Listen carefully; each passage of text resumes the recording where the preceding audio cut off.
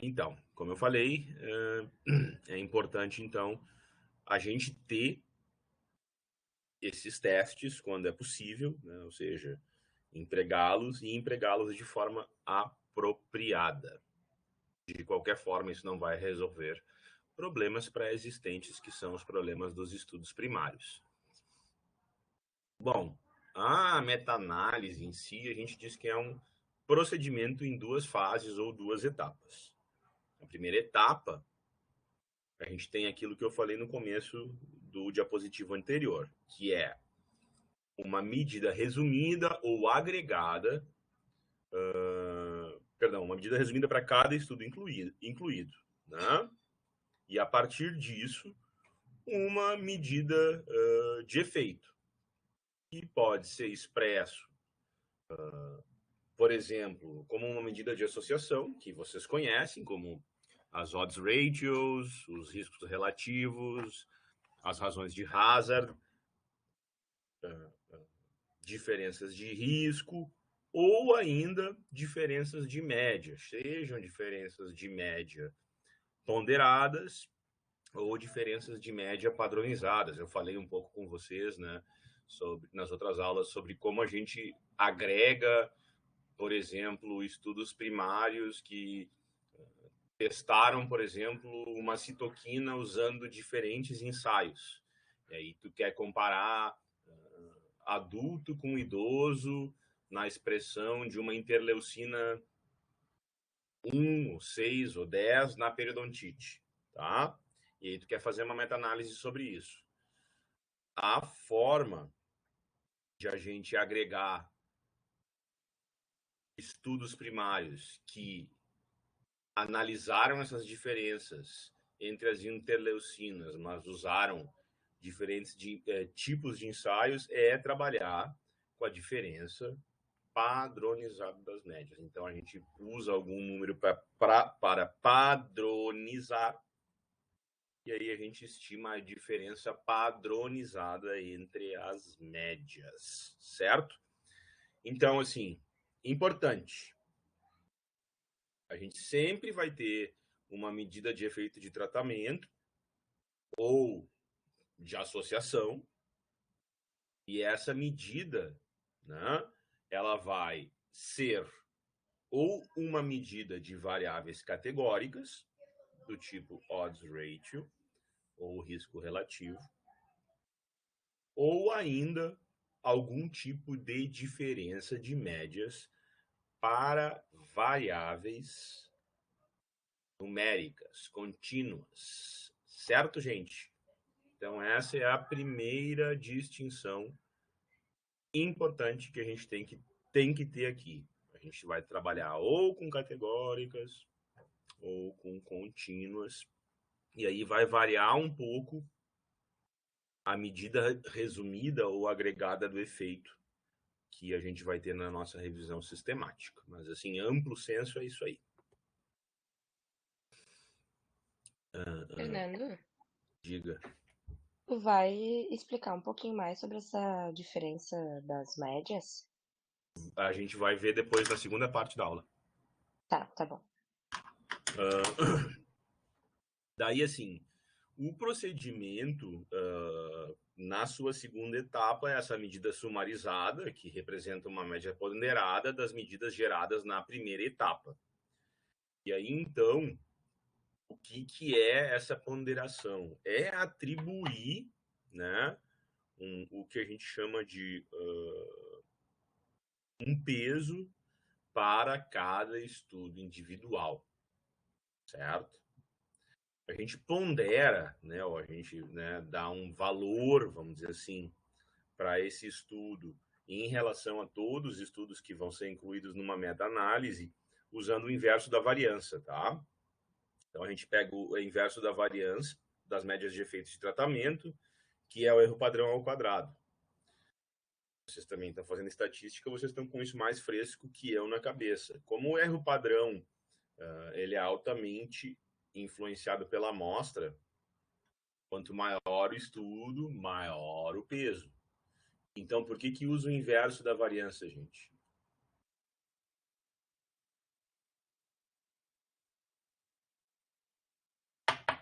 Uma matemática básica aí, gente. O que usa o inverso da variância? Para dar mais peso para estudos com o que, gente? Maiores amostras. Porque estudos com maiores amostras têm maior ou menor variância, de modo geral.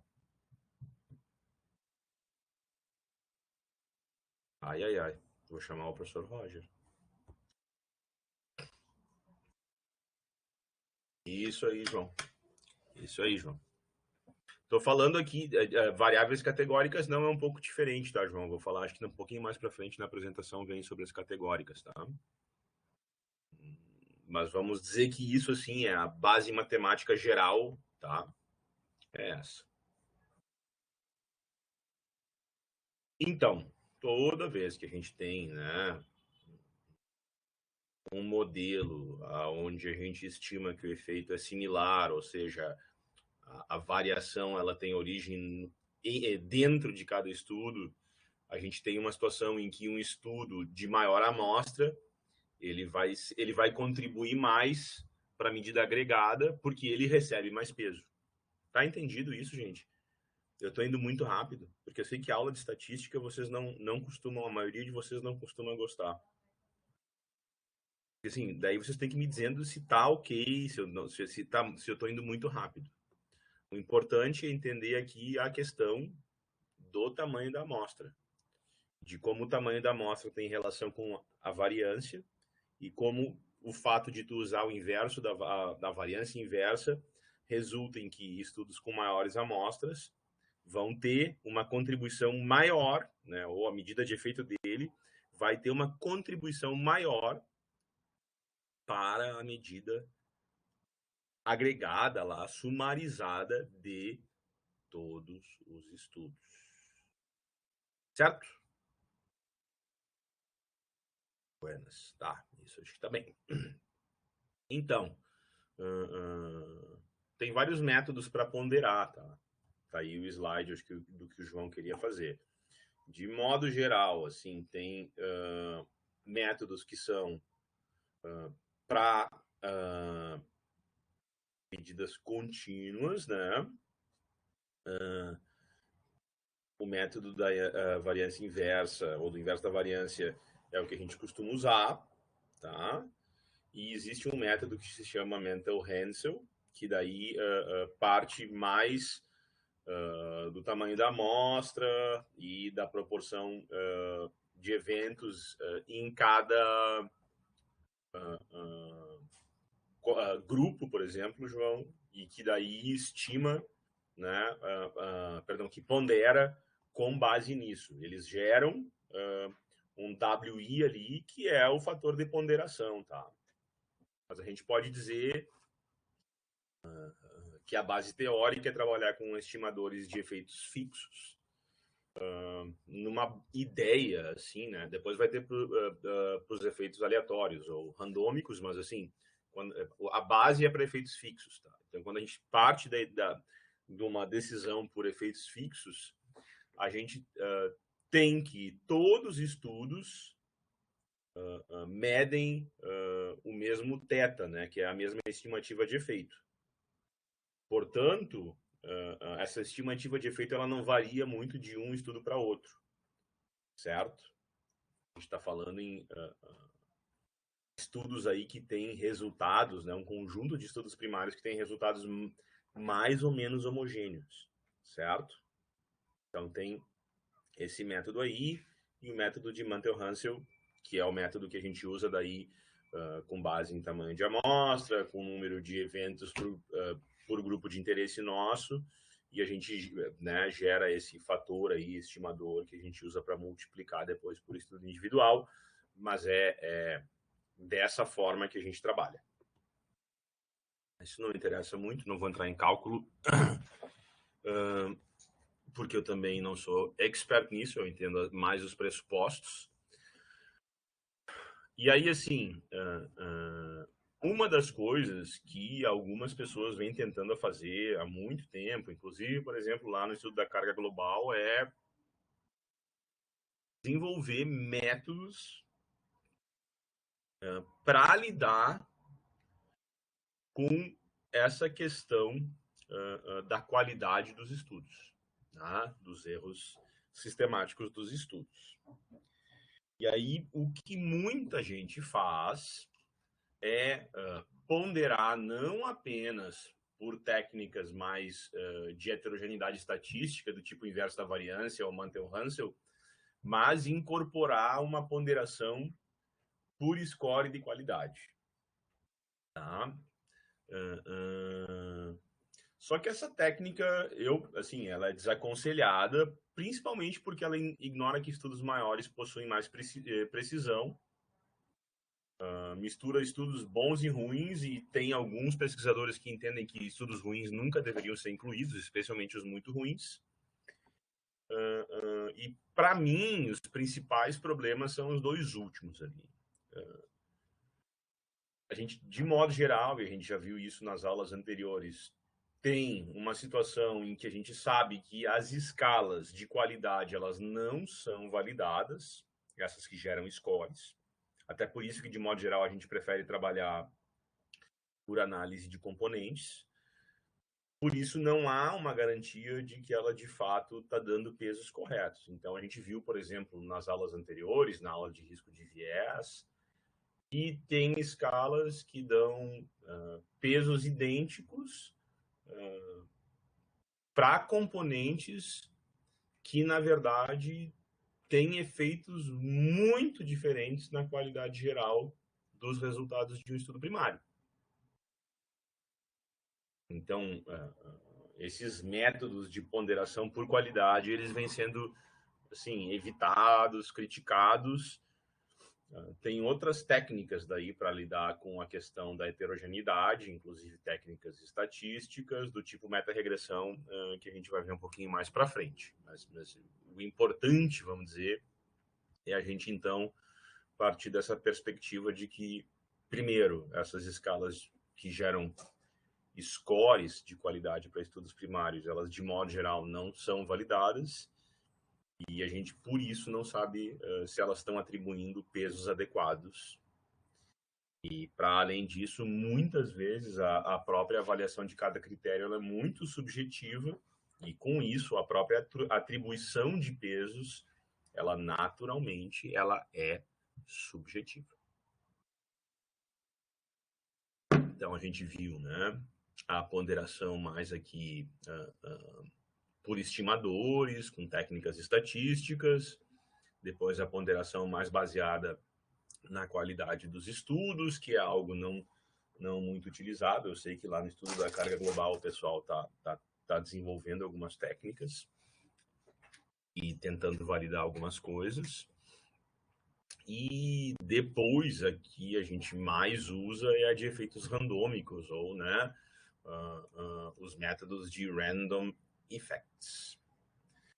O que é um método de random effect? Ele parte de um pressuposto um pouco diferente.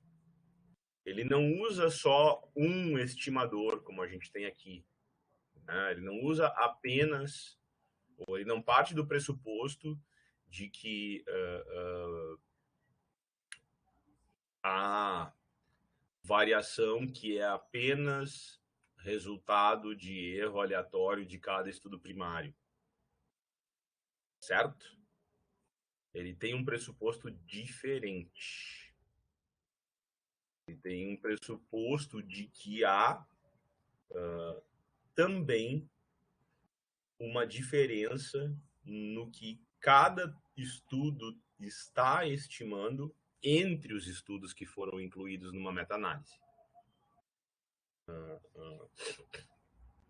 Então, a gente tem métodos de regressão logística, como Maximum Likelihood, e tem alguns outros estimadores que são usados. Eu conheço o Dersimonian Laird, tem Empirical Bayes, Siddick-Jackman. A importância de a gente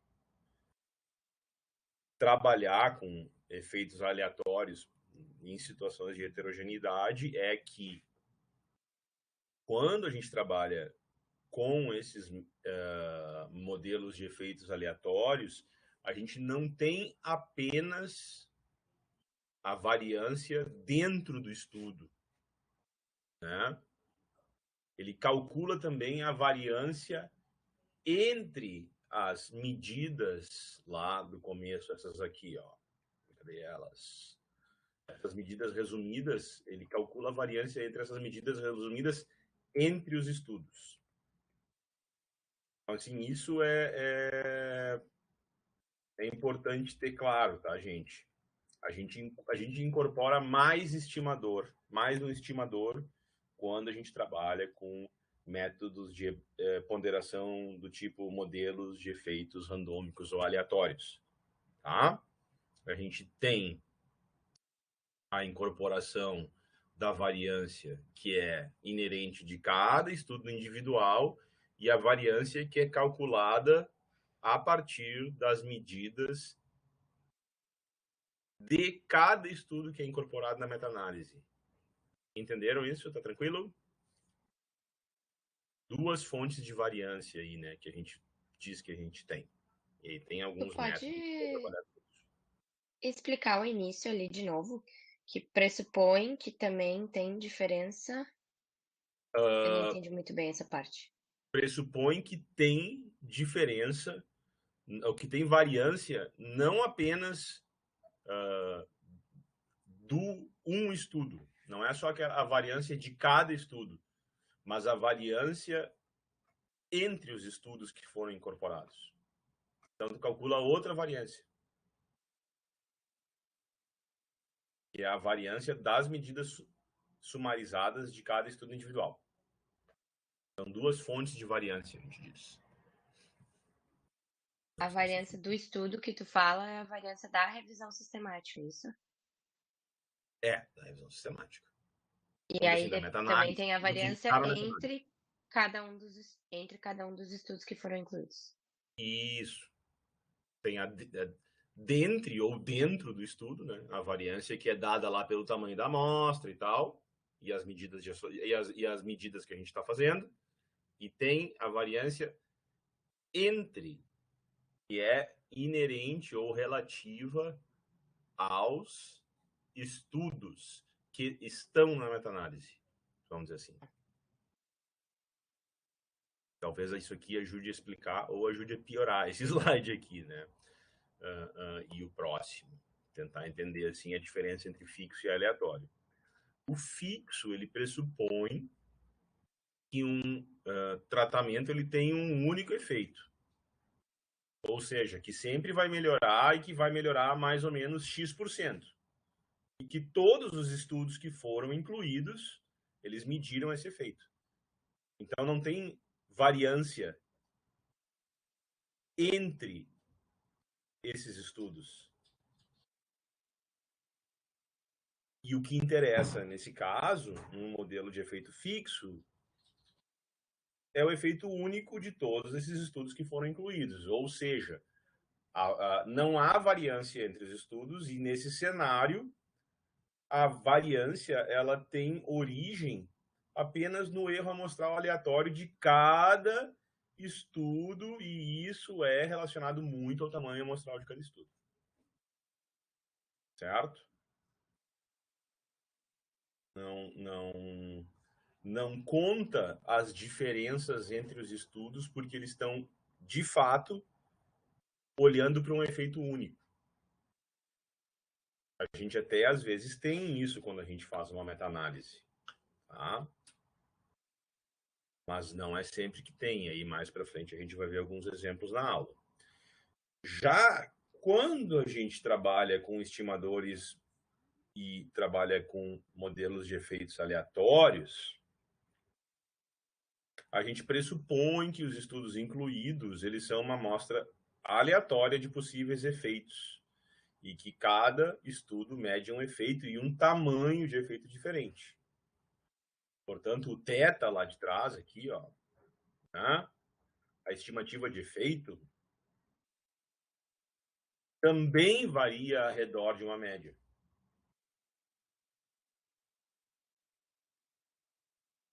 Então, nesse cenário, além da variação amostral, que é muito dada pelo tamanho amostral de cada estudo, a gente tem um outro erro, que é o erro das diferenças entre os estudos, porque os efeitos são diferentes. E aí a gente tem dois estimadores de variância. Tem a variância dentre os estudos, que é aquela que a gente viu lá dos efeitos fixos, ou seja, de cada estudo individualmente, e a variância que resulta das diferenças das medidas de efeitos entre os estudos. Tá? Então, são dois estimadores que são usados para calcular, então, o peso de cada estudo e a contribuição deles para a medida agregada. Agora, pessoal, acho que ficou confuso, espero que não, mas é mais complicadinho assim mesmo, tá?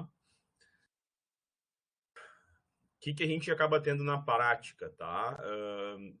Nos modelos de efeitos aleatórios, a gente tende a remover o efeito de grandes estudos e dar um peso mais ou menos similar a todos, em virtude da incorporação desse estimador baseado na variância entre os estudos.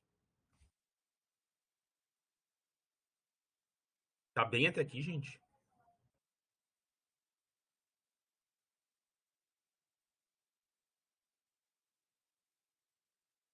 Nesse caso, remove só os estudos que têm grandes efeitos ou os que têm Não remove baixo nenhum. efeito? Dá um peso diferente para cada estudo. Ah, entendi. No modelo de efeitos fixos, o peso é produzido a partir de um estimador que leva em conta só a variância do estudo. E vamos ver se eu consigo explicar melhor agora. Enquanto nos modelos de efeitos aleatórios eu levo em conta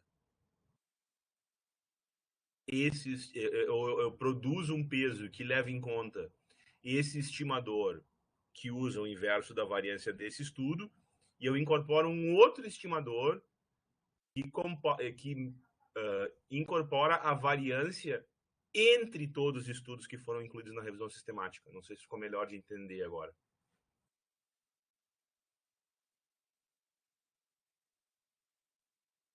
Ou continua difícil?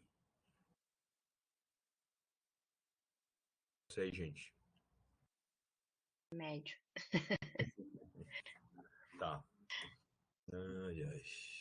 Deixa eu ver se eu consigo melhorar um pouco depois quando eu mostrar as figuras para vocês.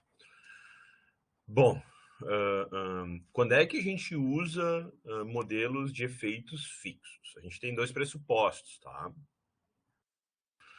Primeiro, que todos os estudos incluídos na meta-análise sejam parecidos em todos os aspectos importantes. E segundo, né, que o propósito da análise seja computar o tamanho do efeito para uma população específica.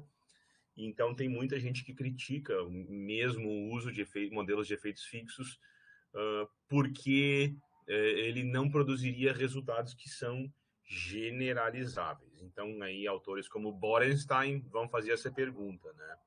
Parece razoável para vocês que a gente seja capaz de aceitar esses dois pressupostos? Muitas vezes não, certo? Quando a gente faz, por exemplo, meta-análise de estudo observacional, vai ser muito pouco provável que a gente não tenha uma quantidade expressiva de heterogeneidade e que com isso a gente acabe decidindo, principalmente quando a gente inclui bastante estudo, por modelos de efeitos aleatórios, certo? Então, isso é uma questão importante também. Mas vamos dizer assim, que se vocês forem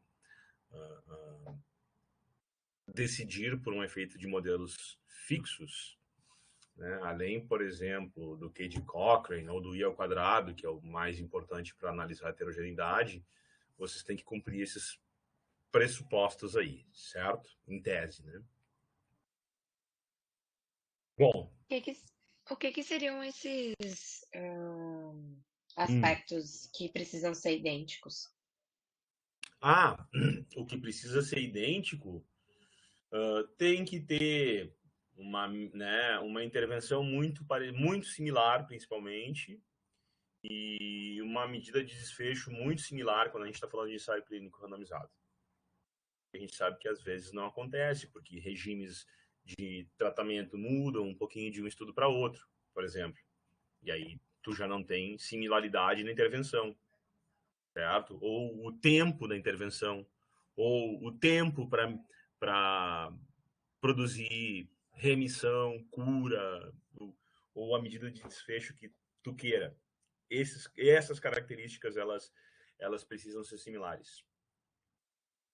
Então, não é uma consideração, vamos dizer assim, só da matemática, mas mesmo dos pressupostos para aplicar aquela matemática. Não sei se respondi. Respondeu. Tá? É isso que muitos autores consideram como crítico. E quando tu vai ler, por exemplo, o livro do Matthias Eger, né, no capítulo de estatística, tem alguns momentos lá que até o Roger usou, acho que o livro do Eger aqui, que o pessoal lá, quem escreve, não me lembro quem é, que escreve um pouco assim de uma crítica aos modelos de efeitos fixos, por exemplo, para meta-análise de ensaio clínico, justamente porque é muito difícil tu ter uma meta-análise, por exemplo, com 20, 30, 40 estudos de intervenção, aonde tu tenha tudo exatamente igual na intervenção e na mensuração de desfecho. E aí, sim, Brenda, é o que alguns autores postulam. Vamos ver depois qual é o limite também. Vamos ver quando a gente falar de heterogeneidade.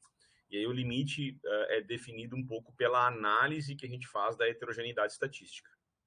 Tá? No entanto, o pressuposto mais teórico ele também é importante. Tá? Buenas. Então, quando a gente fala de heterogeneidade, é para decidir se a gente vai trabalhar com modelos de efeitos fixos ou com modelos de efeitos aleatórios.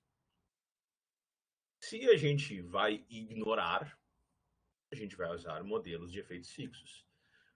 Ou se a gente for fazer algum teste de heterogeneidade estatística, pelo menos, que é o que dá para a gente testar, e a gente decidir, com base no teste, que não há heterogeneidade, bom, a gente também pode empregar um modelo de efeito fixo, certo? Na prática é assim que funciona. Então, quando é que usa, Brenda? A tua pergunta foi imediatamente antes do slide. Um modelo de efeitos fixos ou um modelo de efeitos aleatórios? Bom, a gente vai partir do princípio de que a gente tem que considerar a presença ou não de aleatoriedade. Se ela não está presente ou se a gente vai ignorar, a gente usa o modelo de efeitos fixos. Se a gente vai incorporar essa perspectiva, ou a gente não faz a meta-análise, ou a gente pode usar um modelo de efeitos aleatórios que incorpora aquele outro estimador que leva em conta o que, gente? A variância entre os estudos, certo? Ainda, quando a gente tem muitos estudos na nossa meta-análise, que é o que a gente sempre quer, a gente deve, se possível, tá? Explicar a heterogeneidade. E aí, para explicar a heterogeneidade, tem a análise de subgrupo, ou seja, a gente divide os estudos. Como?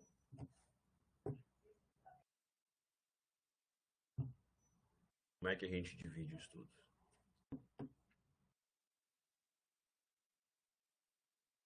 O que a gente usa para dividir em grupos a análise?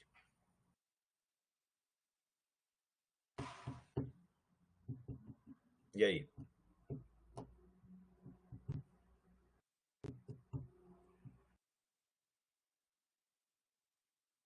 Aquilo que a gente entende, pessoal, que podem ser o quê?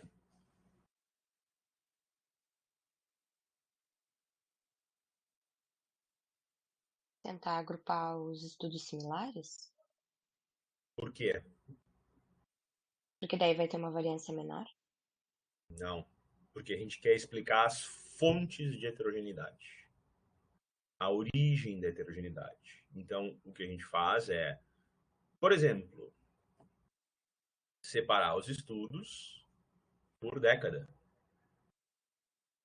Separar os estudos, uma das coisas que a gente mais faz para fazer uma análise de subgrupo, uma análise de sensibilidade, como a gente chama, é o quê?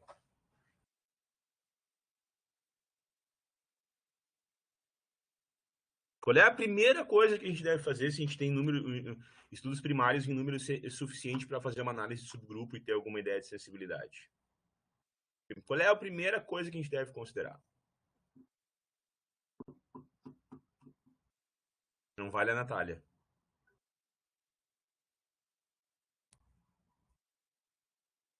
Vai ficar com A na disciplina, tamanho a sua participação. Muito obrigada. Participação é tudo, minha cara.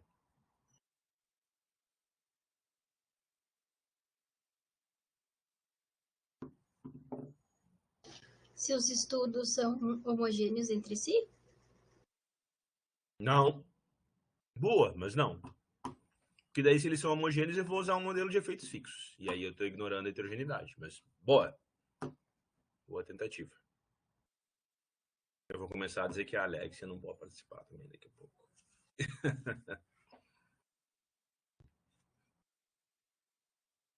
E aí? Ô, pessoal, tô ajudando vocês. Depois, se vocês quiserem fazer isso aí com um consultor externo, vocês vão gastar uma grana para fazer.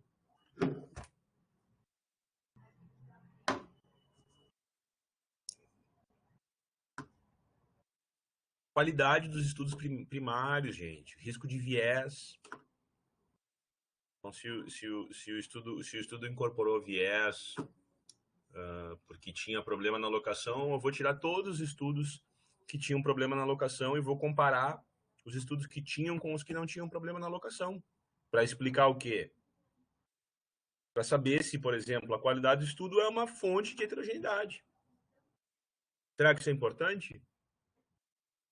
É muito importante meta-análise, gente. Então, isso aí vocês precisam entender. Tá? É uma forma muito elegante, muito simples de a gente fazer. Tá? A outra forma muito elegante de fazer, e não tão simples, é trabalhar com meta-regressões, onde a gente pode estimar, né, as variáveis numa regressão que são fonte de heterogeneidade, e não só estimar essa diferença de forma mais gráfica, mas também com o beta de uma regressão e o valor de P, identificando a significância estatística dessa fonte de heterogeneidade e o quanto, né, com o beta, ela contribui lá para a heterogeneidade nas medidas sumarizadas. Então, para que usa a meta-regressão, gente? Quando vocês ouvem falar em meta-regressão, né, já houve perguntas importantes sobre meta-regressão. Por que a gente usa a meta-regressão?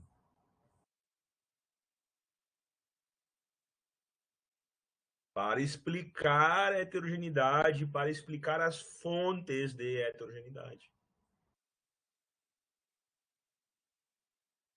Então, agora, quando eu perguntar na prova para que usa meta-regressão, vocês já vão saber me dizer, né? Para que usa meta-regressão? Para explicar. Tem outros usos, mas o principal é para a questão da heterogeneidade. Então. Fernando, Oi. deixa eu te fazer uma pergunta. Quando a gente faz, então, divide pela qualidade dos estudos, a gente faria uma análise de grupos, por exemplo. Perfeito. Primeiro uma análise com todos, e aí depois separa e faz mais 2 novas análises, é isso? Uhum. Faz uma análise para todos os estudos e depois faz uma análise só para os que não têm risco ou têm baixo risco de viés, para os que têm risco intermediário, para os que têm risco elevado, exatamente. É assim que se faz. Roda 3 modelos diferentes. E aí vê o que acontece com as medidas. Pô, as medidas mudaram um monte se eu incluir estudos com alto risco de viés. Isso sugere fortemente o quê? Que tem muita heterogeneidade e que tu tem que tirar esses estudos com alto risco de viés fora. Da tua meta-análise. Ou pelo menos reportar as duas coisas. Vamos dizer assim que noblesse oblige é tu reportar tudo. Nem que seja daí como tabela em apêndice. E aí tu disse, eu só... Aí na discussão lá, tu vai dizer assim, a gente só incluiu os estudos com baixo risco de viés, porque no apêndice ou nos resultados há uma tabela, nos resultados, perdão, não na discussão, há uma tabela com análise de subgrupo que mostra que muda muito o efeito com ou sem os estudos com alto risco de viés. Exatamente assim que tu vai fazer. Então é assim que a gente faz na prática, isso aí. Tá? Isso é boa prática em revisão sistemática. Qual é o problema? Era a Natália agora, né? Não estou na tela do MConf. Qual é o problema, Natália? Pra gente em odonto.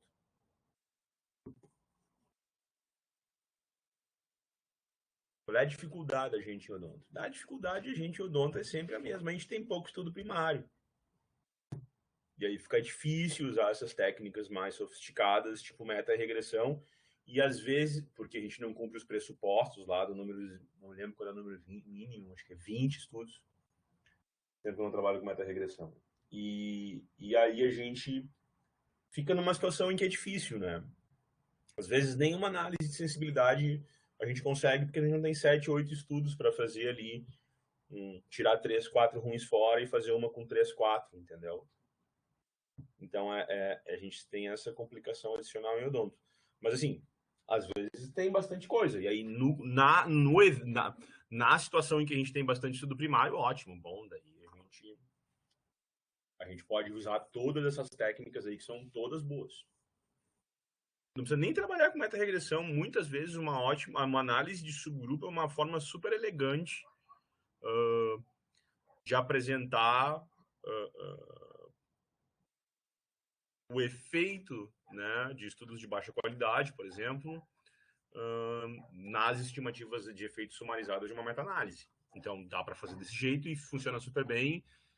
Eu, por exemplo, quando estou avaliando uma meta-análise e eu vejo que os autores trabalharam dessa forma, eu fico muito feliz. Eu não vou ficar nem incomodando com meta-regressão, porque se está bem feito e está bem demonstrado, para mim está ótimo. E eu avalio revisão sistemática com uma certa frequência e eu tenho uma dificuldade tremenda em aceitar revisões sistemáticas, porque, de modo geral, há muito pouca consideração sobre a importância da heterogeneidade. Fernando, eu preciso voltar para o início, assim, quando a gente está falando de heterogeneidade, diferença na amostra, preciso de um exemplo, não estou entendendo Vamos direito. chegar lá, nas fontes de heterogeneidade. Na amostra é uma heterogeneidade estatística. Tá. Vamos chegar lá. Tá? Vai estar na aula o que a gente entende como fonte de heterogeneidade. Boa pergunta. Como é que a gente lida com heterogeneidade? De modo geral, a gente trabalha com o Q, né, que é um Q quadrado de Mantel-Hansel. Só que, assim, ele não é muito bom, porque, primeiro, ele não é bom porque ele exige lá um número, acho que 10 ou 20 estudos também. Então, assim, ele não... Quando a gente tem pouco estudo, que é o caso do odonto, tu aumenta muito o erro tipo 2 e ele tem baixo poder estatístico. Mas vocês vão ver que quando a gente trabalha com Hevman, que no fim acho que vai ficar para a próxima aula, quando a gente trabalha com Hevman, ele vai dar o que para a gente, tá? A questão é o uso que a gente faz do que, tá? Mas ele aparece para a gente. Daí, Diandra, assim, ó, quais são as fontes de heterogeneidade que a gente tem? Tá? São as três, essas as principais. A heterogeneidade clínica, que é aquela questão que vem lá atrás aqui, né, do pressuposto lá do para ele, Jesus, o que eu fiz com o slide? Do Borenstein. né? Que é difícil a gente ter estudos que tenham características similares, tá? E aí isso aqui é respondido com as fontes de heterogeneidade. A gente, de modo geral, tem estudos clinicamente diferentes, porque às vezes tem pacientes com características diferentes. Os procedimentos terapêuticos, ou seja, as intervenções, elas têm alguma diferença entre si. A forma como a gente está mensurando o desfecho tem diferença. O tempo de acompanhamento tem diferença. O quanto grave era a doença quando começou o ensaio clínico tem diferença. Então, esse é um pressuposto mais teórico, tá, turma? Mas que ele é muito importante, como eu falei para vocês. Tem metodologistas da área de revisão sistemática, que, tipo esse Borenstein, tipo o Eger, que para eles é muito difícil tu não ter alguma heterogeneidade clínica. Certo? Ou quando a gente está falando de estudo observacional, algum tipo de heterogeneidade na forma como a gente está, por exemplo, mensurando exposição, nos tempos que a gente usa para mensurar alguma exposição. Então, para algumas pessoas, sempre haveria essa heterogeneidade clínica. Além disso, né,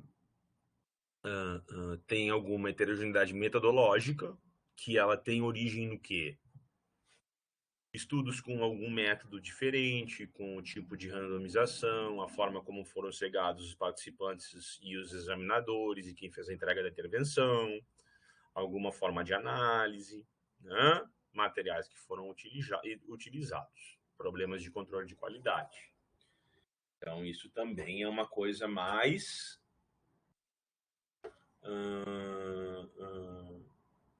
teórica que a gente vai avaliar.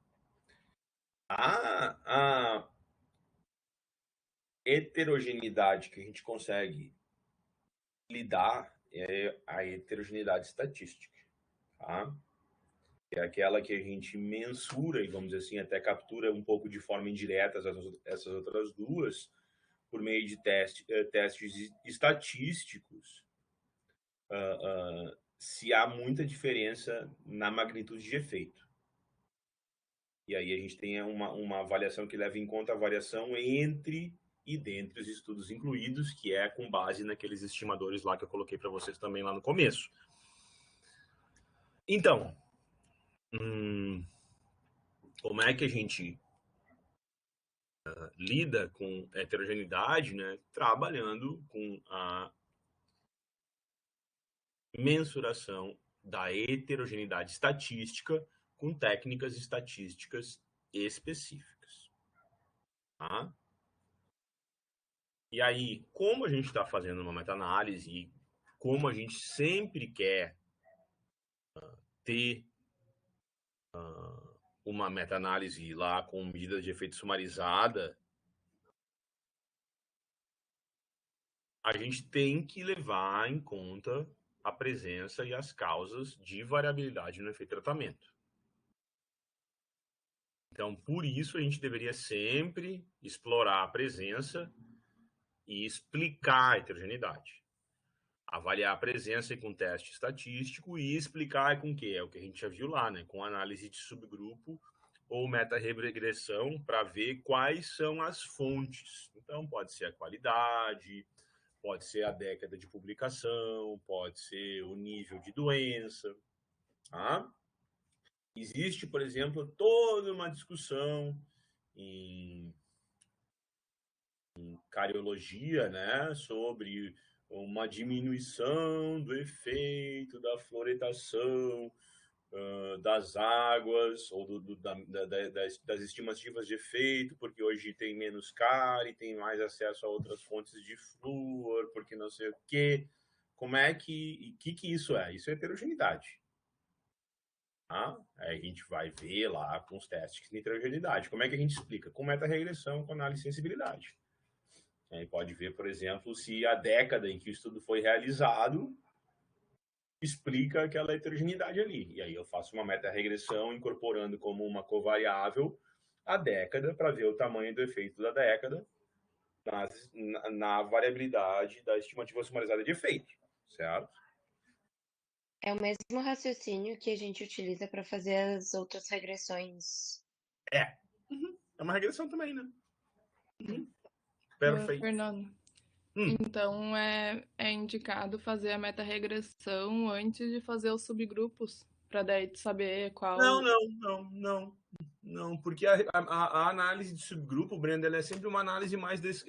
quase como uma análise descritiva. Então, a gente, de modo geral, começa com a de subgrupo. E aí, depois, a gente tenta quantificar mais essa heterogeneidade fazendo uma meta-regressão. Tá? Então, dá para fazer as duas coisas? Dá, claro. Se tu tem... como eu digo, se tu tem estudos em volume suficiente, com certeza. Eu tentei trazer o exemplo da fluoretação da água, porque ele é um exemplo bem interessante para explicar, por exemplo, a questão, né, da variância dentro, ou dentre, e entre estudos. Tem a variância dentro do estudo, que ela é relacionada à amostragem, ao tamanho da amostra. Tem a variância entre os estudos, por exemplo, porque tem diferenças nas estimativas de efeito entre décadas.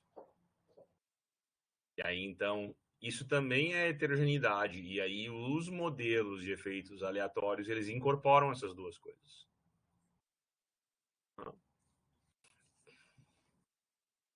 E aí é bem o que está aqui no final, que o Roger coloca muito bem, que eu venho falando a aula inteira ali, desde o começo comecei a falar dos modelos de efeitos fixos e aleatórios. A gente tem que fazer os testes para avaliar se há heterogeneidade e para avaliar o tamanho dessa heterogeneidade. E ainda há, como está aqui atrás, a razão, né, a causa da heterogeneidade. Tá? Então, é assim que a gente trabalha.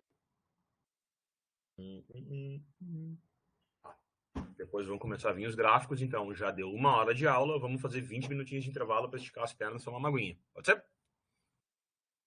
Perguntas até aqui, turma?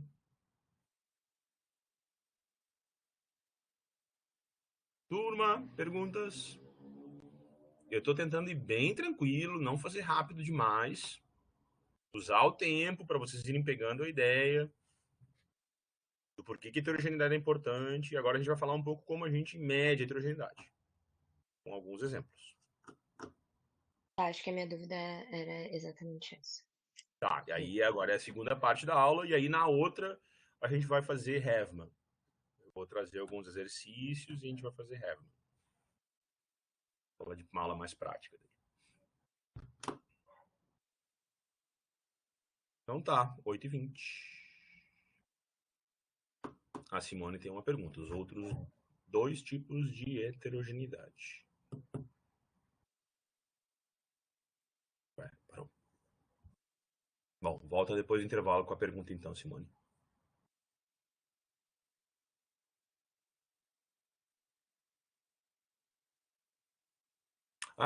Os outros 2 estão ali, ó. É a metodológica e a estatística. Ops, passei. Aqui, ó. Metodológica e estatística. Então, pessoal, dando continuidade, a gente tem aí um gráfico interessante para a gente começar a entender a ideia da heterogeneidade. Né? O que a gente tem? A gente tem uma meta-análise que mostra o risco relativo entre óbito neonatal precoce por parto vaginal ou parto por cesárea. Para a esquerda, né, da gente, o risco é maior se o parto for cesáreo, e para o lado direito, o risco é maior se o parto for vaginal.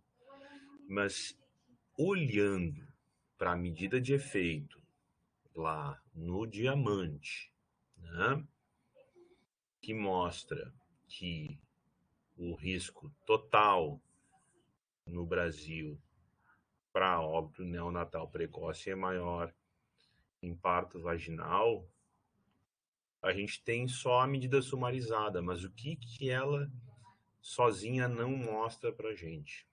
né, a variância entre os estudos. O que fica claro quando a gente faz uma análise olhando para a distribuição das medidas de efeito dos estudos individuais aí, gente?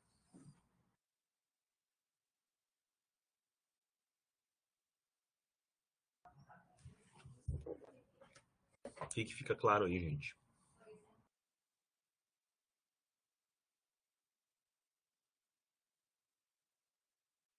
E as medidas de associação, elas variam muito, né?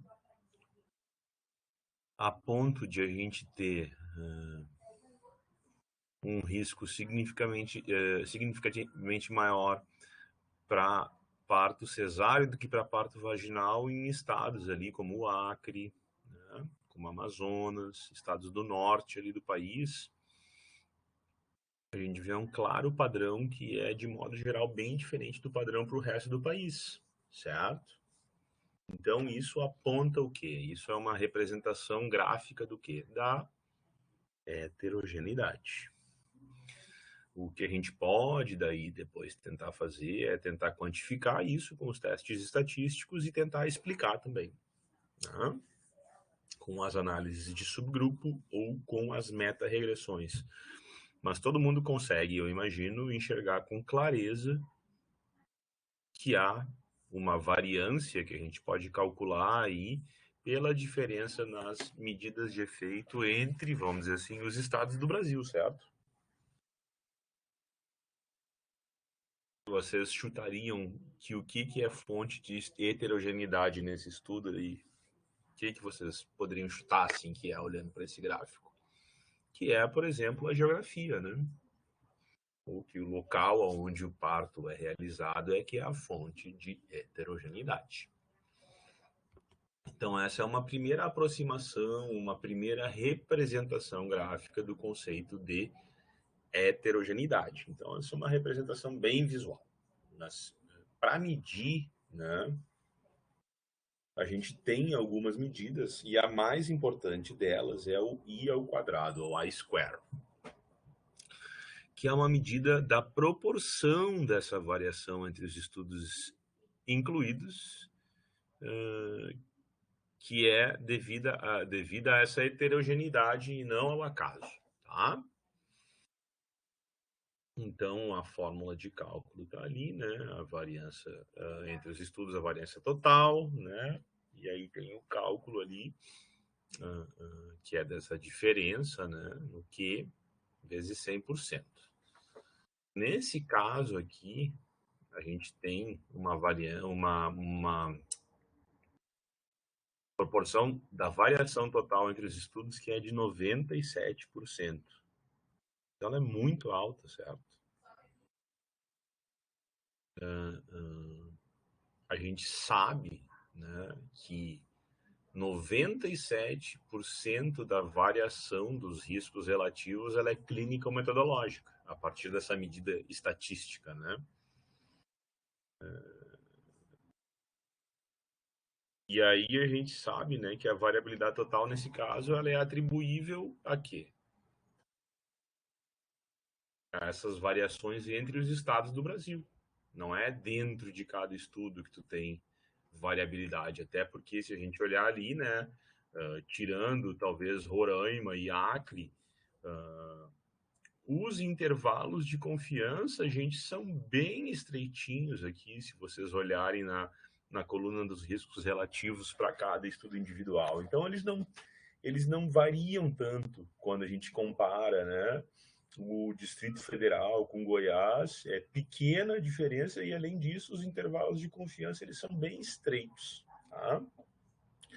Então, aqui tem uma coisa bem importante, que é toda vez que a gente mede, né, essa variação entre as estimativas de efeito e que esse valor aqui ele é grande, a gente define a heterogeneidade. Aí depois a gente pode buscar explicar essa heterogeneidade, seja ela clínica, seja ela metodológica, usando meta-regressões ou análise de subgrupo. Então, isso é importante a gente fazer.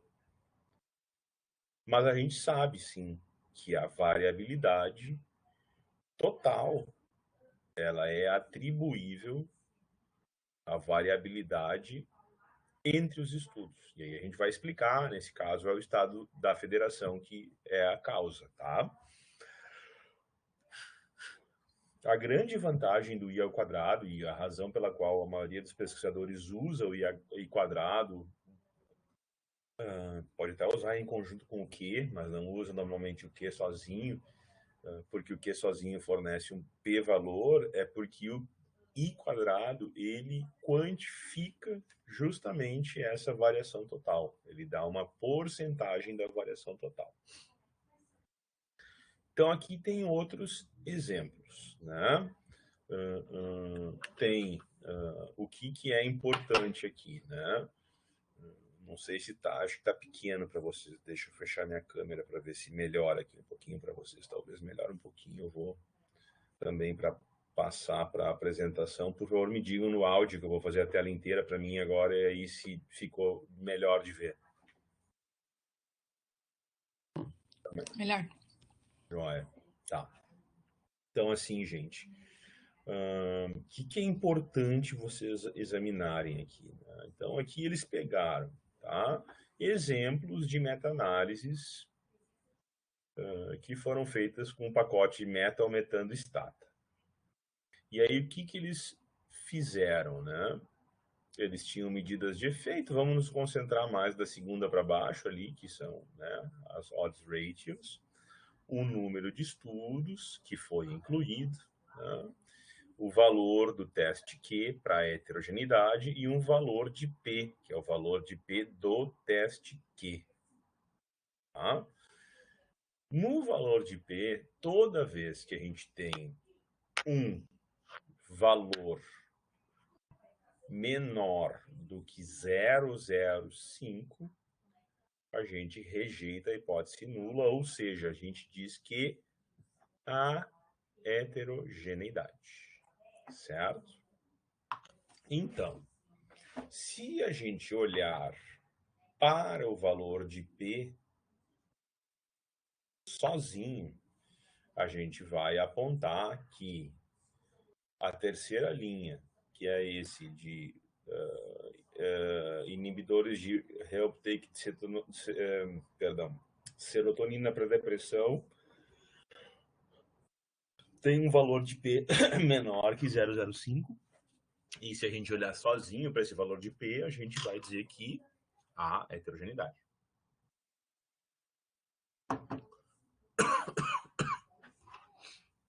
E que porque há esse valor de P significativo. Para, né, esse outro aqui, magnésio para infarto agudo do miocárdio, a gente vai dizer que há um também P menor que 0,05 e por isso há heterogeneidade. A mesma coisa aqui nesses campos magnéticos para a leucemia, há heterogeneidade. Já aqui, né, nesse amantadina para prevenção de influenza, maior que 0,05. Aqui também no streptokinase para infarto miocárdio, 0,17. Então a gente não tem heterogeneidade, é homogêneo. E aqui 0,40, também homogêneo. Mas vejam, né, que a variação ou a proporção da variação entre os resultados que tem origem na heterogeneidade, que é o que está aqui nesse slide, ela varia bastante e não tem uma relação muito grande com o P. E varia entre 3% e 69%. E vejam que interessante, né? Mesmo aqui com um P altamente significativo, em comparação com esse aqui, a diferença na variação aqui, né, relativa, ela é muito pequena, tá? E mesmo nesse aqui, que a gente tem um valor de P para o teste Q de Cochrane bem menor do que 0,05, a gente não tem tanta variação assim com origem na heterogeneidade entre os estudos. Ela é modesta, até a gente pode dizer, em 26%. Agora, aqui, nesses outros exemplos, ela já é bem expressiva, tá? Então, toda vez que a gente vai interpretar esses testes que medem heterogeneidade, idealmente a gente deve olhar para o Q e para o I, mas pessoalmente eu uso mais o I, tá? Porque o I ele quantifica essa heterogeneidade e eu pessoalmente me preocupo mais em quantificá-la, ou saber o tamanho dela, do que propriamente olhar só para o valor de P, certo? Porque o valor de P ele é afetado aqui, ó, pelo número de estudos que foi incluído. Então, o valor de P sozinho não vai nos mostrar a magnitude dessa variação que tem origem nas diferenças entre os estudos, que é de fato o que é importante quando a gente está aferindo heterogeneidade estatística. Entendido, turma? Está entendido isso? Está claro? Quando a gente pensa no que é importante quando a gente está falando de heterogeneidade estatística e do porquê que é importante a gente quantificar essa heterogeneidade e não apenas olhar se há diferença estatisticamente significativa. Se lembram daquele artiguinho famoso lá do Doug Altman, o The P-Value Fallacy? Falaram sobre isso na aula de estatística.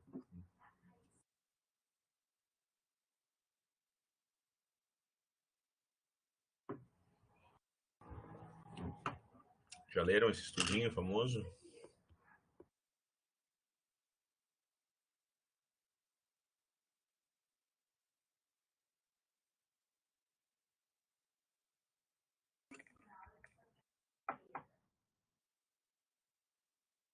E aí?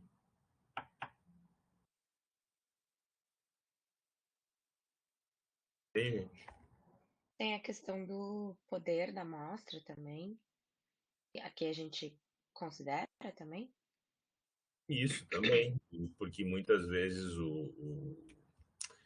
a questão mais crítica não é propriamente a existência de uma diferença significativa, mas o tamanho dessa diferença. E o que o I, exatamente, Jamile, é, por exemplo, haver significância clínica. Então, às vezes, tem uma diferença que é estatisticamente significativa, mas que é clinicamente irrelevante. A gente pode transportar isso para a heterogeneidade quando a gente está falando em meta-análise.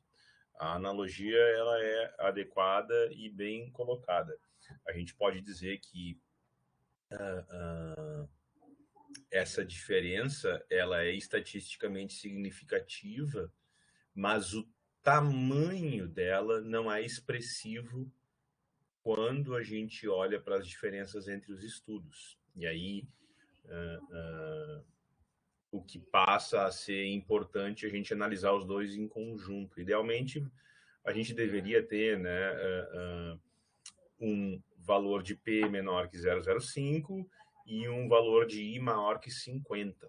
Então, a régua que a gente usa para o valor de I é o valor de 50%. Toda vez que a gente tem, então, uma diferença significativa para um P menor que ou igual que 0,05 e um I quadrado maior que 50, a gente pode dizer com bastante segurança que a gente tem heterogeneidade.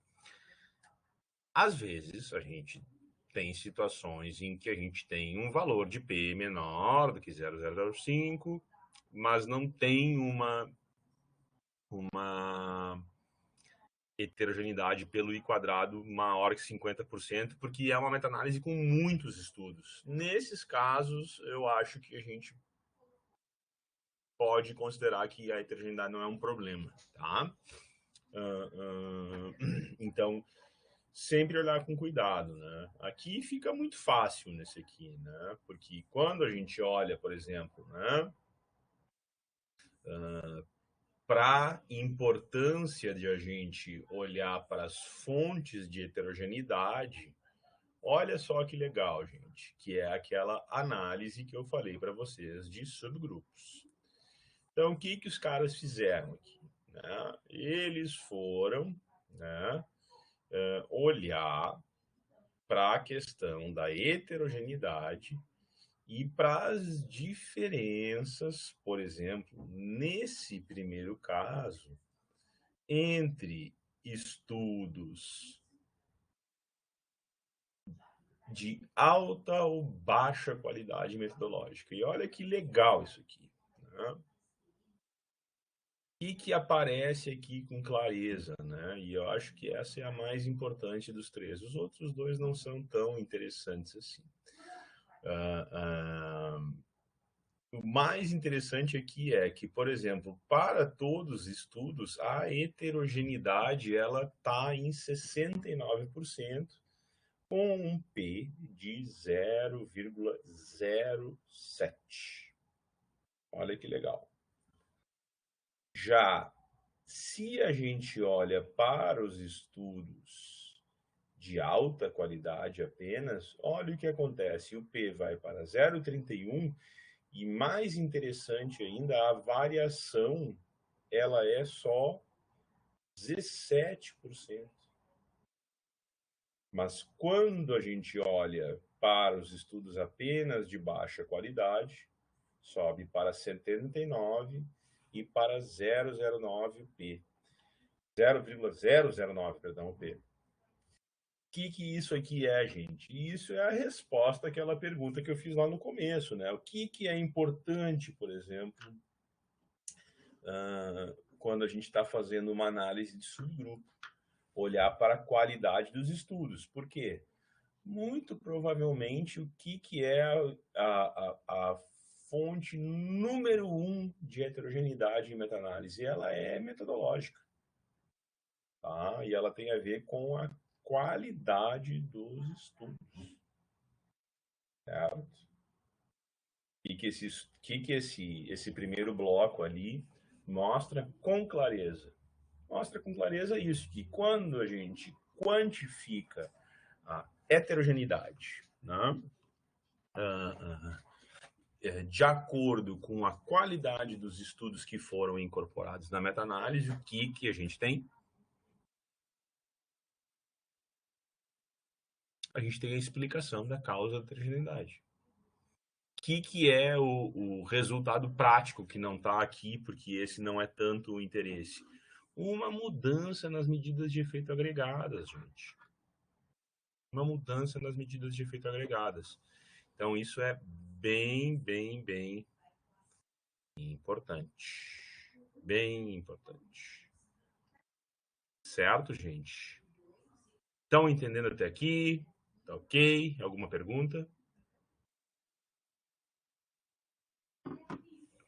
E aí, gente?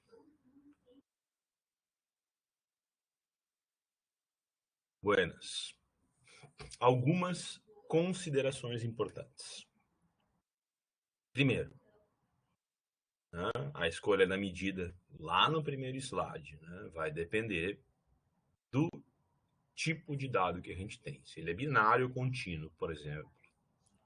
Diria mais, categórico ou contínuo. Né, da facilidade de interpretação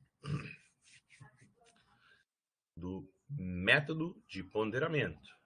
Então, a gente, né, vai sempre extrair, por exemplo, né, o tamanho da amostra dos estudos. Né? Se a gente tem desfecho raro ou não, porque daí a gente vai usar o que está lá atrás, o PETO, né? Então, quando a gente tem caso de controle, a gente normalmente não entrei muito nisso, mas a gente usa o estimador PETO, que é esse aqui, tá? E até num desses exemplos que o Roger colocou o estimador aqui, é o Peto, né? Porque devia ser um estudo caso-controle, normalmente é o caso-controle que tu usa Peto. Grau de desbalanço entre os grupos, né? Essas diferenças muito grandes entre os grupos, e aí, eventualmente, os estudos primários foram as informações coletadas usando métricas um pouco diferentes, e aí tem que fazer algum tipo de ponderação. A presença da heterogeneidade clínica e metodológica, o uso de modelos de efeitos aleatórios, que acaba, de modo geral, o que a gente acaba usando mesmo, né? A gente encontra, de modo geral, a heterogeneidade, a gente acaba empregando métodos aleatórios, e a gente ter claro que, idealmente, a gente sempre deve tentar quantificar e explicar as fontes de heterogeneidade, e para isso a gente usa de testes para verificar diferenças na variação entre os estudos e para quantificar a variação dessa variância entre os estudos. Buenas. Para concluir, vou falar um pouquinho de meta-análise, né?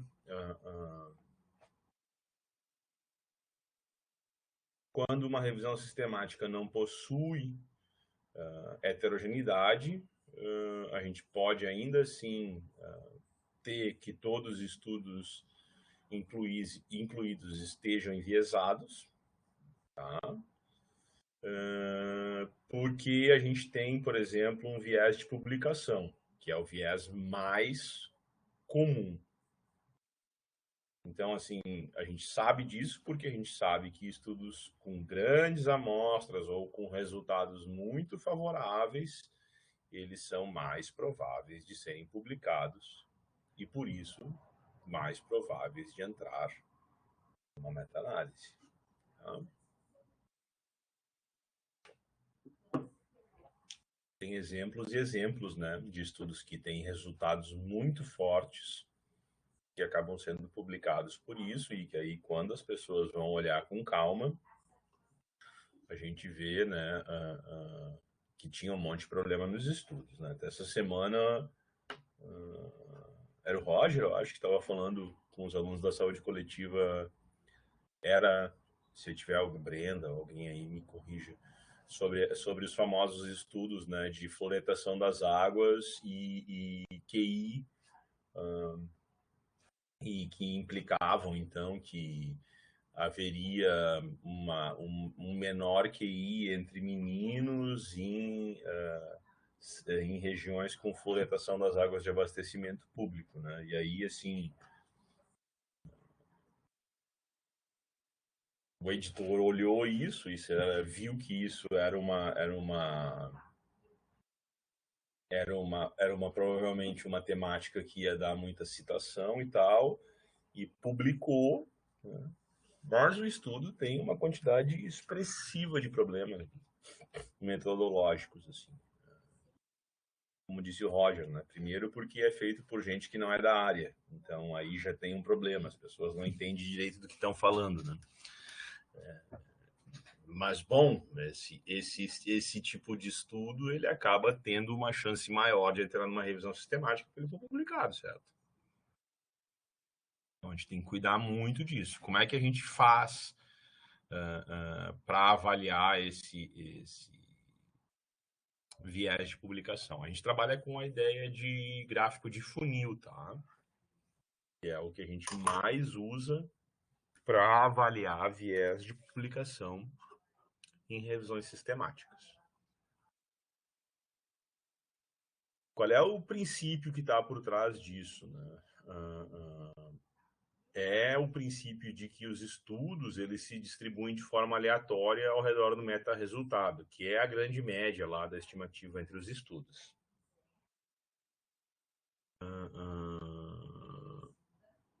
E aí a gente sabe também que na avaliação de estudos pequenos a gente pode ter uma distância maior dessa grande média. Tá? E aí toda vez que a gente tem uma assimetria nesse funil, a gente identifica viés de publicação. Então, para fazer análise de viés de publicação, tem 2 testes, tá? Eu conheço o teste de Yeager, que é um teste que trabalha com regressão. Tá no livro do Yeager também. E o teste de Begg, que é essa correlação de Kendall. Eu nunca trabalhei com isso. O que é o viés de publicação? A análise do viés de publicação é a representação gráfica, tá? Da distribuição do efeito dos estudos ao redor dessa grande média. Se a gente tem simetria, que é a figura A, ou seja, os estudos estão distribuídos ao redor da grande média, formando a figura de um funil, a gente não tem viés de publicação. É o que a gente chama de simetria e o funil. Tá? Então, essa representação gráfica aí. Quando a gente tem assimetria, e aí vocês podem ver, né? A grande média é essa linha pontilhada aqui. Se a gente, tem uma assimetria, ou seja, tem muitos estudos que estão fora dessa grande média aqui, ou seja, eles não estão formando esse funil, a gente tem uma situação em que os estudos pequenos e que estariam mais aqui, né, longe dessa grande média, que é essa linha pontilhada, eles não estão sendo publicados. Eu vou colocar de uma forma bem simples para todo mundo pegar a ideia. A gente faz essa regressão e aí plota os resultados de cada estudo e a distância dessa grande média numa escala logarítmica das odds ratio, tá? E aqui o valor linear. E aí o que a gente tem aqui é essa distribuição em forma de funil, que é o que a gente espera. Então, se vocês olharem o gráfico e ele tem a forma de funil, tá ótimo. A gente tem uma situação em que há simetria e que não há viés de publicação. Se a gente não tem, a gente tem assimetria e tem viés de publicação. Qual é o pressuposto aí? O que a gente precisa aí para fazer um funnel plot? A gente precisa de um número grande de estudos, tá? Pelo menos uns 20 a gente precisa. Tá? Tem gente que fala que pode fazer com 10 e tal, mas assim, tem que ter um número expressivo. Então, de novo, é difícil a gente ver gráfico de funil em revisão sistemática de estudo ontológico, que de modo geral tem menos de 20 estudos primários. Idealmente, a gente deveria ter, tá? Às vezes dá para fazer. A presença de um resultado significativo de viés não é garantia de viés de publicação, bem como fontes alternativas que devem ser consideradas, né? Então, assim, tem não só o viés de publicação, mas tem o viés de seleção, que é, assim, estudos publicados que não foram identificados nas buscas. Eu pessoalmente considero que toda vez que a gente tem uma boa estratégia de busca, a chance de a gente ter um viés de seleção de estudos primários ela é menor. Estudos que não foram publicados ou nem submetidos, bom, como é que a gente vai lidar com isso? Para mim, isso está muito no campo do teórico, pessoalmente, tá? Fica difícil, né, a gente considerar o que não foi publicado. Tem essa verdadeira heterogeneidade ao acaso, e assim, tem a questão daí propriamente de um viés de publicação, que de fato é o que importa, que a gente às vezes tem resultados que não foram na média, ficaram acima ou abaixo, e não foram publicados por falta de qualidade metodológica. E é isso, então, é uma questão que também é importante. E aí tem um outro caso aí, né, que é um problema da heterogeneidade em si, que é quando a gente tem heterogeneidade, na verdade, né, não tem viés, porque não tem uma única estimativa de efeito, tem múltiplas, né? Então, isso seria uma questão também secundária, assim, na presença de heterogeneidade, tá?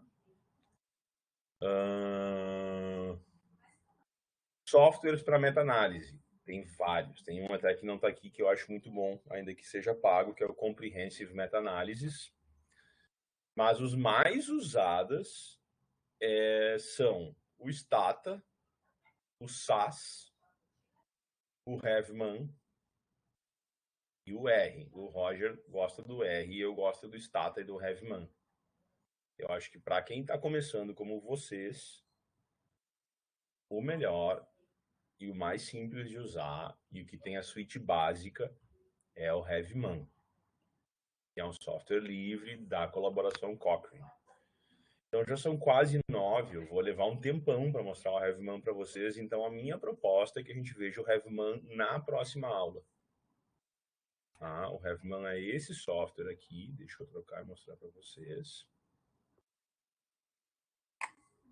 E aí todo mundo bota Revman 5 no Google para a próxima aula e já baixa no seu computador. Deixa eu ver aqui. Aqui está a telinha do seu Revman 5. Eu vou abrir um banquinho de dados meu e vou organizar alguns exercícios para a gente fazer na aula que vem. Mas, sim, ó, o Revman faz análises de dados, tá? Então, aqui, né, tem as estimativas de efeito. Ó, quer ver? Ué, cadê as figuras? Esse aqui está sem as figuras, depois eu mostro para vocês. Mas eu tenho as figuras feitas também.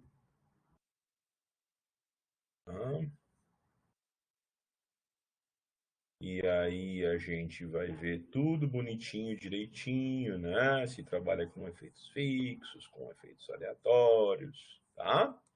Os diferentes tipos de análise que a gente vai fazer, eu vou tentar organizar um banquinho de dados que dê para trabalhar com médias e que dê para trabalhar com variáveis categóricas. Certo, gente? E aí a gente vai brincar um pouquinho aqui, então é importante que vocês tenham aí instalado nos computadores de vocês. Avaliar o índice de qualidade, Jamile. Não, é o que eu falei lá no começo. Não se recomenda, porque as escalas de qualidade que geram score, elas têm vários problemas. Principalmente relacionado à atribuição de peso para os diferentes critérios de qualidade. Então, como elas não foram desenvolvidas usando de metodologias de psicometria, se recomenda fortemente que não se incorpore. Não sei se eu respondi, mas é por aí, tá? Para avaliar a qualidade dos estudos, o efeito da qualidade dos estudos como fonte de heterogeneidade, o que a gente faz, que daí é a estratégia que eu gosto mais, é trabalhar com uma escala com uma análise de componentes. E aí, por exemplo, se eu identifico estudos com alto risco de viés, eu faço uma análise de subgrupo e vejo se tem diferença e depois eu parto para uma meta-regressão, considerando a qualidade dos estudos. É o que eu recomendaria. Imagino que o teu orientador também. É a melhor forma, vamos dizer assim, de pensar um pouquinho na questão da qualidade. Não sei se eu respondi bem. Então, a gente usa da mesma forma que a gente faz para análise de risco de viés. Usa a ideia de trabalhar com uma análise mais qualitativa da qualidade. Essa é boa. Uma análise mais qualitativa da qualidade é ótima. Mas, assim, nessa perspectiva de assim, se o estudo tem alta qualidade e separar ele dos demais e fazer uma meta-análise deles em comparação com os demais, para quantificar, por exemplo, usando o quadrado, a variação nos que tem baixa e nos que tem alta qualidade. E aí depois fazendo uma meta-regressão também para ver um pouquinho o tamanho desse efeito. É o que eu faria, vamos dizer assim, e eu acho que fica a melhor forma, assim, mais adequada de fazer. Se está de acordo com a pergunta, assim. Tem duas formas de fazer. Uma que eu não recomendo, que é essa de incorporar, por exemplo, numa meta-regressão, um score de qualidade. E daí, como os scores são ruins, isso é questionável.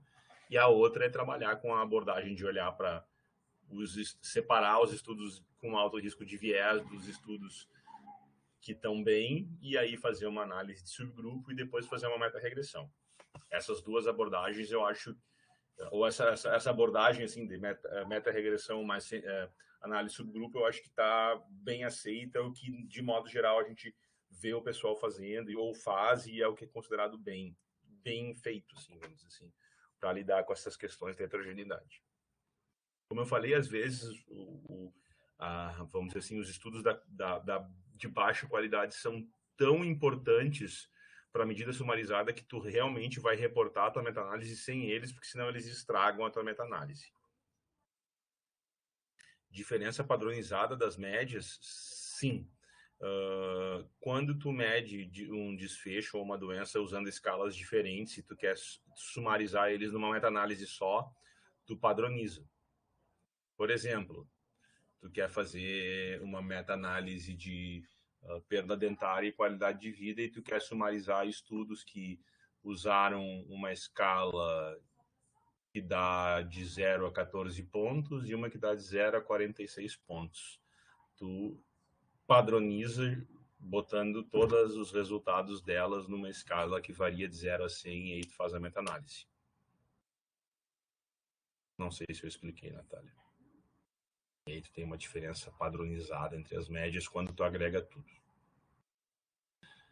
No caso, tu, tipo, transforma as duas Isso. escalas O como se software fosse já 0 a faz 100. isso.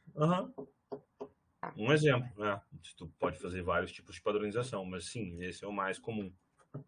Sim, e o software já faz, o próprio Hevman faz.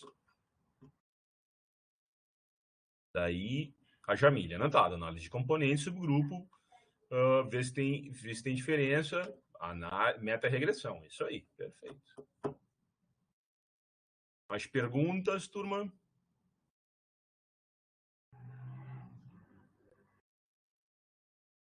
Até a próxima aula, todo mundo de Hevman.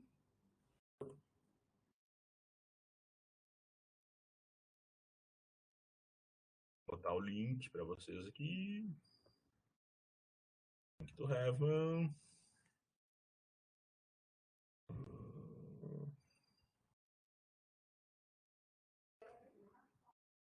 Muito bem. Hevman aí. E aí, turma? Mais alguma coisa? Meu artigo está circulando. Coisa boa. Acabei de receber o e-mail, estou bem feliz. Nem sabem do que é, né? Mas eu estou trabalhando há 2 anos num artigo com a minha ex-doutoranda, agora pós-doutoranda da Faculdade de Saúde Pública da USP, Amanda Cunha, no estudo de carga global de câncer de boca orofaringe. E agora está circulando. É a total felicidade. Uhul!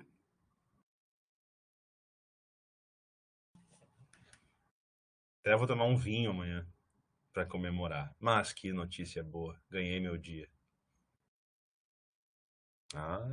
Não é todo dia que o cara vai ser autor sênior do artigo de carga global de câncer de boca. Estou muito feliz.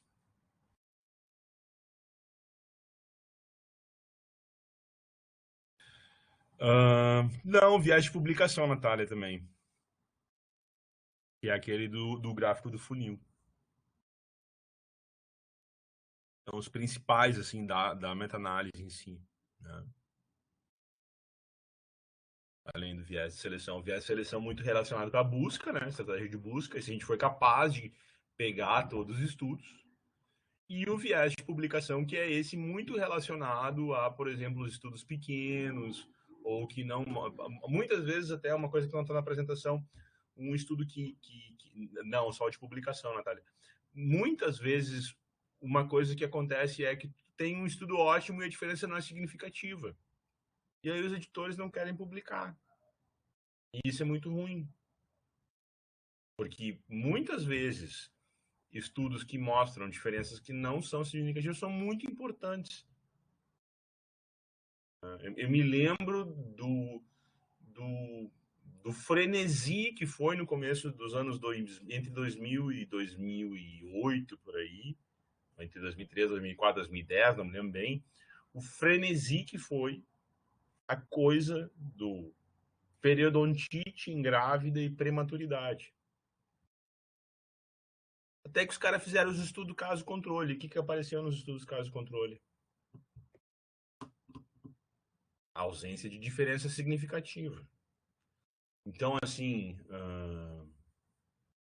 se não tivessem publicado isso, hoje tu ia fazer uma revisão sistemática e ia aparecer lá uma relação entre periodontite e prematuridade. Agora, me digam, periodontistas, se essa associação continua valendo em periodontia.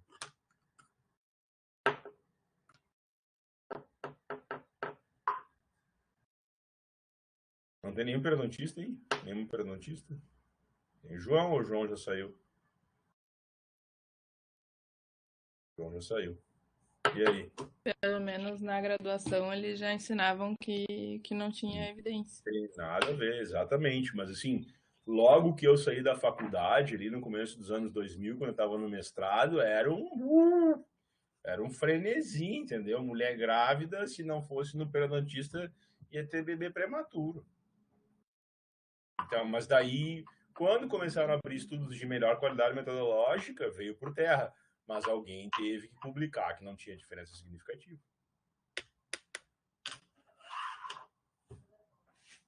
Então, essa é a importância, gente, do viés de publicação. Por isso que se discute tanto, por isso que é tão importante. Por isso que precisa levar em consideração. Tudo isso para dizer que meta-análise e revisão sistemática e meta-análise não é tão simples quanto parece, né? Às vezes as pessoas dizem que é uma coisa muito simples, mas não, tem que estudar bastante. E tem que conhecer a área. Isso eu digo sempre, isso eu sempre digo que é muito, muito importante. Tem que ter especialista na área ali para ajudar. Gabriela está digitando mais alguma coisa. Vamos ver o que ela vai aí comentar ou perguntar. E aguardo aí mais um pouquinho por perguntas. Se alguém tem mais perguntas, por favor, se manifeste. Todo mundo querendo viajar para a praia, né?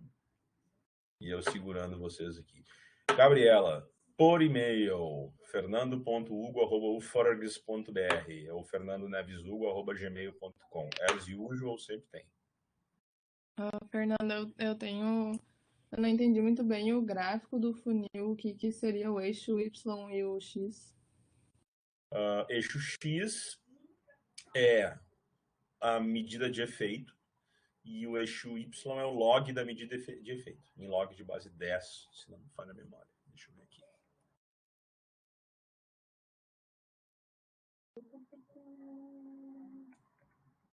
É um log da razão, da odds ratio ou da risco relativo.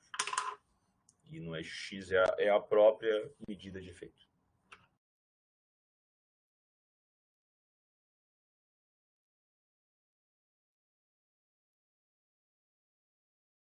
Mais alguma coisa, gente?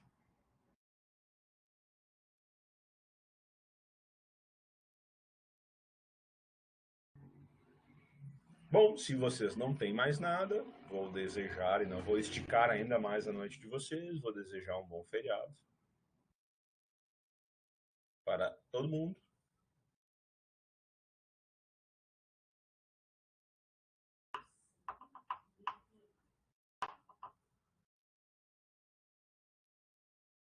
Porque eu só vou para a praia sexta.